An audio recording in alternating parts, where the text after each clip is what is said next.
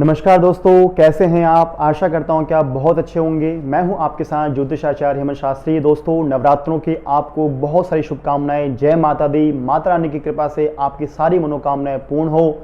माता रानी आपके सभी मनोकामनाओं को पूर्ण करें। दोस्तों, जैसे कि हम नवरात्रि के ऊपर वीडियो बना रहे थे और इसे चतुर्थ दिन में, चौथे दिन में हम कैसे माँ की पूजा करें, उसी के विषय में आपको छोटा सा एक बताना चाहूँगा। जैसे कि प्रथम दिवस, द्वितीय दिवस, तृतीय दिवस, पहले दिन हमने माँ शैलपुत्री की पूजा की, दूसरे दिन हमने ब्रह्मचारिणी माँ की पूजा करी, तीसरे दिन हमने चंद्रघंटा माँ की पूजा की और चौथे दिन जो माँ का नाम है वह है कुष्मांडा। चतुर्थ दिवस हम कुष्मांडा माँ की पूजा करते हैं। जैसा कि कुष्मांडा माँ के विषय में कहा जाता है कि माँ को आदि शक्ति, जगत जननी, शक्ति रूपा कहा जाता है। जब संसार में केवल अंधकार ही अंधकार व्याप्त था तो नव दुर्गा माँ का यह जो रूप है, जिसे कुष्मांडा भी कहा जाता है, कुष्मांडा रूप में माँ ने इस पूरे संसार की उत्पत्ति की थी। इसलिए ही माँ को कुष्मांडा के रूप में इस चौथे दिन में जाना जाता है। यह तो माँ का छोटा सा स्वरूप है। कहा जाता है कि माँ ने अपनी हल्की और एक संक्षिप्त मुस्कान से, एक ईशत मुस्कान से माँ ने इस पूरे संसार को उत्पन्न किया था। इसलिए ही माँ को आदि शक्ति, जगत जननी कहा जाता है। यह तो माँ का स्वरूप है। दोस्तों, जिस प्रकार से हम इस नवरात्र श्रृंखला में यह जान रहे थे कि पहले दिन हम कौन से ग्रह की पूजा करें जिससे हमारे कुंडली के दोष दूर हों, दूसरे दिन कौन से ऐसे दोष हम दूर कर सकते हैं, तीसरे दिन और चौथे दिन जो है हम आपको बताना चाहेंगे कि अगर आपकी जन्मपत्री में आपके सूर्यदेव अगर आपकी जन्मपत्री में नीच राशि में हैं, सूर्यदेव मेष राशि में उच्च होते हैं और तुला राशि में नीच के होते हैं।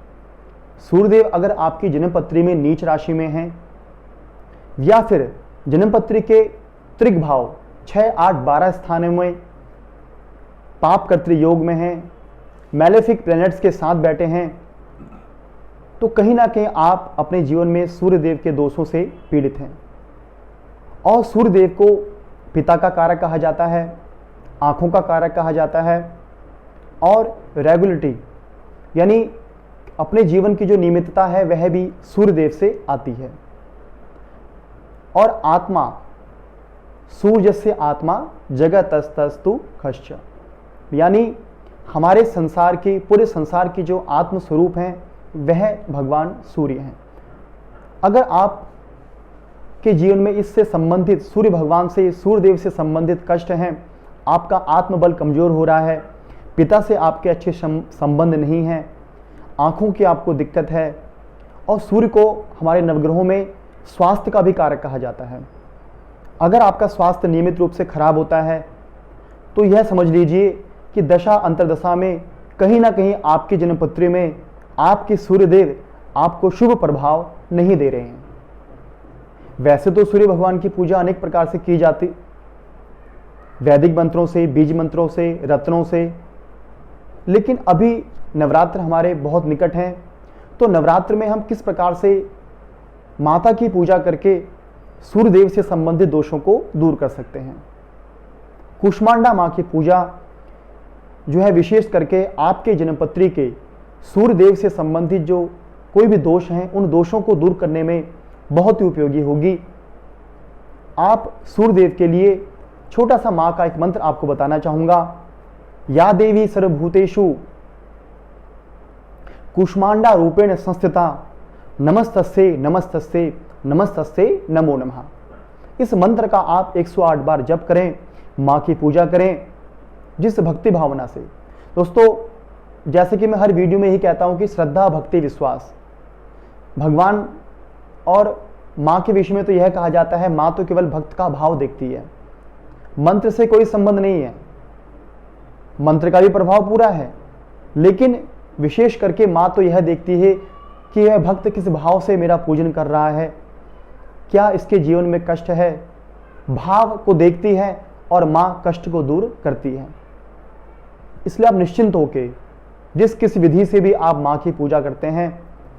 और एक बात आपको और मैं बताना चाहूँगा, जैसे आप पूजा में बैठें थोड़ा सा आप हाथ में जल भी लें, और जल लेके आप थोड़ा सा संकल्प इत्यादि भी करें कि माँ मेरा नाम ये है और इस प्रकार से मेरा कष्ट यह है।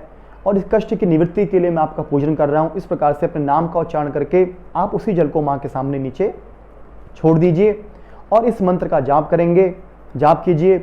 और जिस विधि से आप माँ की पूजा करते हैं चौथे दिन, तो इस प्रकार से आपकी कुंडली के जो सूर्य दोष से संबंधित, क्योंकि वैसे पूजा आप वैदिक मंत्र से, बीज मंत्र से कर सकते हैं, लेकिन मुख्य रूप से नवरात्र में आप कुष्मांडा माँ की पूजा करें तो आपकी कुंडली के सूर्यदेव से संबंधित ग्रहण दोष और अन्य किसी प्रकार के जो दोष हैं वह दूर होने शुरू हो जाएंगे और आपको माँ की कृपा से आपका जो कष्ट है वह भी कम होने लग जाएगा। इस प्रकार दोस्तों, सूर्यदेव से संबंधित किसी प्रकार के कष्ट को दूर करने के लिए चौथे दिन माँ कुष्मांडा की पूजा करें। नमस्कार दोस्तों, जय माता दी।